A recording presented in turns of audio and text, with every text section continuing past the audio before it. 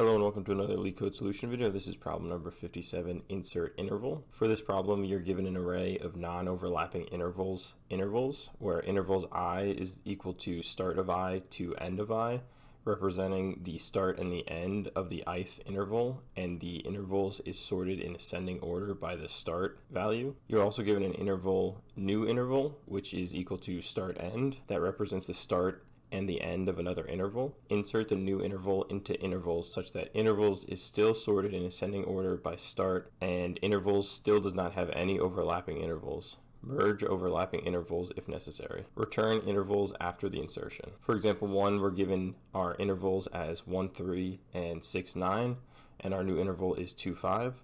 So our output for this would be 1, 5, 6, 9, as 1, 3, and 2, 5 would merge together. And for example 2, our input intervals are 1, 2, 3, 5, 6, 7, 8, 9, 12, 16, and our new interval is 4, 8. So our output would be 1, 2, 3, 10, 12, 16. And this is because 4, 8 would cause 3, 5, 6, 7, and 8, 10 to all merge together into one interval. Let's go through an example. For this example, our input intervals are 1, 4, 5, 7, 10, 14, 13, 16, and our new interval is 6 and 9. For our solution, we're going to loop through our intervals, checking to see if the second value of an interval is greater than or equal to our new interval's first value. And this is going to determine where our new interval will get inserted into our intervals. And once we determine where it's inserted, we'll continue to check to see if any of the following intervals need to get merged with our new interval. So as we're going through our intervals, we're going to check three things. The first thing we'll check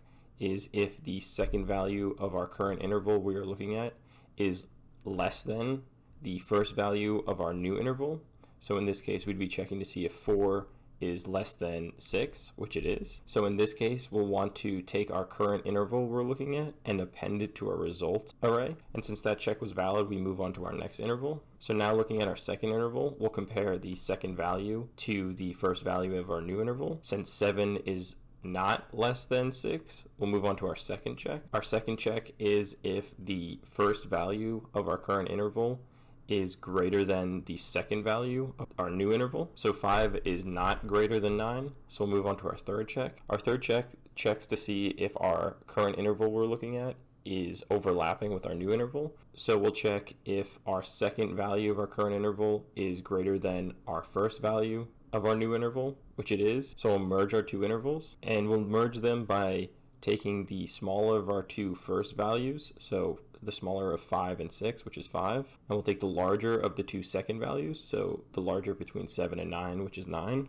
and we'll set our new interval equal to this and move on to our next interval in intervals. And now we'll do our first check again. 14 is not less than 5, so we'll move on to our second check. Our second check, we check to see if the first value of our current interval is greater than our second value of our new interval, which it is in this case. And since it is, we'll append our new interval to our result, and we'll update our new interval to be equal to our current interval we're looking at. So now our new interval is 10, 14, and our result is 1, 4, 5, 9. And we'll move on to our next interval. Now with our last interval, we'll go through our three checks. Our first one, 16 is not less than 10, and we'll move on to our second check. 15 is greater than 14, so we will append our new interval to our result and then set our new interval equal to our final interval. And that was our last interval, so we just want to also append our final new interval to our result output as well. And we would just output our result value of 1, 4, 5, 9, 10, 14, 15, 16.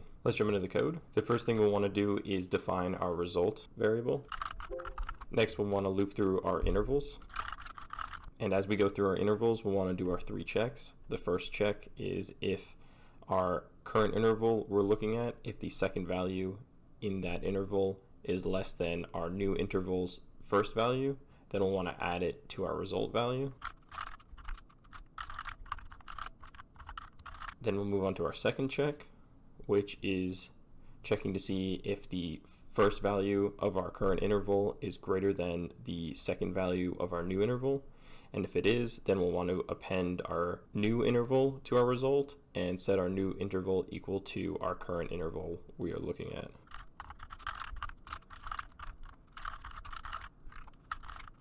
And finally, we'll want to do our third check, which is if our intervals are overlapping. So we'll check to see if the second value of our current interval is greater than or equal to our first value of our new interval, or if the first value of our interval is less than or equal to the second value of our new interval. If this is true, we'll update our new intervals values to be the smaller of the two first values and the larger of the two second values.